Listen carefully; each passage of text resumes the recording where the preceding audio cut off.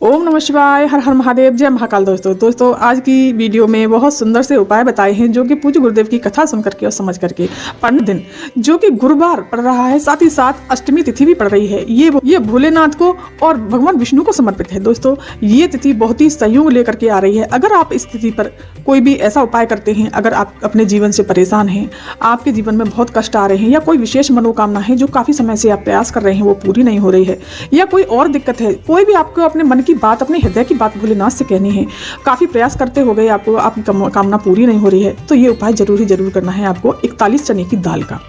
किस प्रकार से करना है, कैसे करना है, आप आगे वीडियो में देख लीजिए। और एक उपाय है दोस्तों, इस वीडियो में 2 उपाय बताए हैं। दूसरा उपाय है 11 पीपल के पत्ते का उपाय, और ये उपाय है दोस्तों बीमारी के लिए, रोग बीमारी के लिए। किस प्रकार से करना है, कैसे करना है, चलिए जानते हैं इस वीडियो में। आगे बढ़ने से पहले चैनल को सब्सक्राइब कर दीजिए, वीडियो को लाइक कर दीजिए और कमेंट में श्री शिवाय नमः अवश्य लिखिएगा। चलिए जानते हैं दोस्तों। पहला उपाय, आपको क्या करना है, एक तांबे का कलश लेना है, इसमें जल भरना है आपको रसोई से, अपनी रसोई से जिसमें से आप जल पीते हैं, परिंदे से। और हमें चाहिए दोस्तों 41 चने की दाल के दाने, दोस्तों इस तरह से, ठीक है, 41 चने की दाल के दाने चाहिए। और इसी के साथ ही साथ चाहिए हमें कॉटन का, मतलब सूती कपड़ा, रुमाल ले लीजिए कोई सूती, इस तरह से आपको रुमाल ले लेना है सूती। और आपको इसे लेकर के चंदन ले जाइए दोस्तों, मीठा ले जाइए, चावल ले जाइए। इस तरह से आपको सीधे पहुंच जाना है देवादेव महादेव के शिव मंदिर पहुंच करके आपको उत्तर दिशा की तरफ मुख करके खड़े हो जाना है। और फिर आपको क्या करना है, सबसे पहले गणेश जी के स्थान पर जल समर्पित करना है, श्री शिवाय नमः मंत्र का जाप करते हुए, फिर कार्तिकेय जी के स्थान पर, फिर माता सुख सुंदरी के स्थान पर, फिर माता रानी के हस्त कमल पर, फिर श्री शिवाय नमः मंत्र का जाप करते हुए इस तरह से आपको सारा जल समर्पित कर देना है। सारा जल समर्पित करने के पश्चात पूज्य गुरुदेव ने कहा है कि अगर कोई आपकी मनोकामना है जो कि आपकी महादेव बहुत टाइम से सुन नहीं रहे, भोलेनाथ के सारे उपाय कर लिए आपने, ये कर लिया आपने, प्रसाद व्रत कर लिए, सोमवार व्रत कर लिए आपने, सारे उपाय कर लिए, लेकिन फिर भी आपकी कामना पूरी नहीं हो रही, तो या फिर कोई कार्य पूर्ति, आपको कोई कार्य सिद्ध करना है, कार्य पूर्ति करनी है, या कोई आपको आपके अपने हृदय की बात है, तो इस तरह से आपको महादेव से कहना है और अपनी मनोकामना पूरी करवानी है। इस तरह से आप ले लीजिए, पीला कपड़ा ले लीजिए कॉटन का, और 41 दोस्तों मैंने ये गिने हुए हैं, इस तरह से पीले कपड़े पर ही आपको चने की दाल के 41 दाने इस तरह से रख लेने हैं। इस तरह से रख करके और इसकी पोटली बनानी है दोस्तों। इस तरह से आप पोटली बांध लीजिए, इसी कपड़े से बांध लीजिए, इस तरह से आपको बन जाएगी। मैं आपको सिर्फ बता रही हूँ, इससे बांध लीजिए या कलावे से बांध लीजिए। मैं कलावे से बांध देती हूँ इसको, इस तरह से बांध करके। और आपको फिर क्या करना है दोस्तों, हरि हर महादेव का नाम बोल करके, क्योंकि गुरुवार का दिन है, भोलेनाथ का हरि हर महादेव का नाम स्मरण करना है। और बद्रीनाथ महादेव का नाम बोल करके शिवलिंग पर इस तरह से इसको चने की दाल को समर्पित कर देना है, अपनी कामना कहते हुए इस तरह से समर्पित कर देना है। और हरि हर महादेव का स्मरण करके, बद्रीनाथ महादेव का नाम लेकर के स्मरण करते हुए वही बैठ जाइए और अपनी कामना कहनी है कि बाबा मेरी जो भी मनोकामना है वो पूरा करिए, मैं बहुत दिनों से आपसे प्रयास कर रहा हूँ, मेरे दिल की बात है, जो भी है आपको कह देनी है दोस्तों। इस तरह से कहने के बाद में आपको फिर बाबा को प्रणाम करते हुए चंदन लगाना है, चंदन लगा दीजिए, जो भी समर्पित करना है वो कर दीजिए। फिर वहां से उठना है और ये चने की दाल की पोटली सीधे अपने घर लेकर के चले आना है।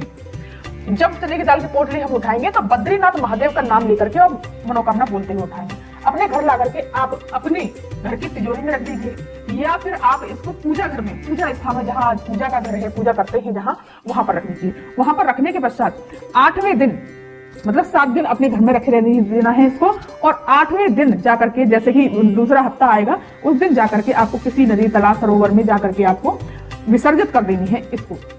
और जब विसर्जित करेंगे तो बद्रीनाथ महादेव का नाम बोल करके इसको नदी में विसर्जित कर देना है, और वहीं पर भी अपनी मनोकामना बोल देनी है। पूज्य गुरुदेव ये कहते हैं कि मात्र 7 दिन में आपकी मनोकामना, जो भी कैसी भी मनोकामना होगी वो पूरी होगी, क्योंकि हरि हर महादेव का नाम और भोलेनाथ का और भगवान विष्णु का मिलन करवा रहे हैं, हरि हर महादेव का नाम लेकर के।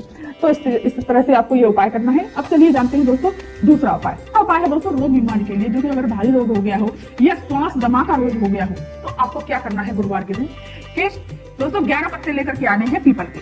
दोस्तों मेरे पास फिलहाल अभी पीपल का पत्ता नहीं है, आपको मैं बेलपत्र की पत्ती ही दिखा देती हूँ। 11 पत्ते पीपल के लेके आने हैं और इसकी आपको बनानी है बंधनवार।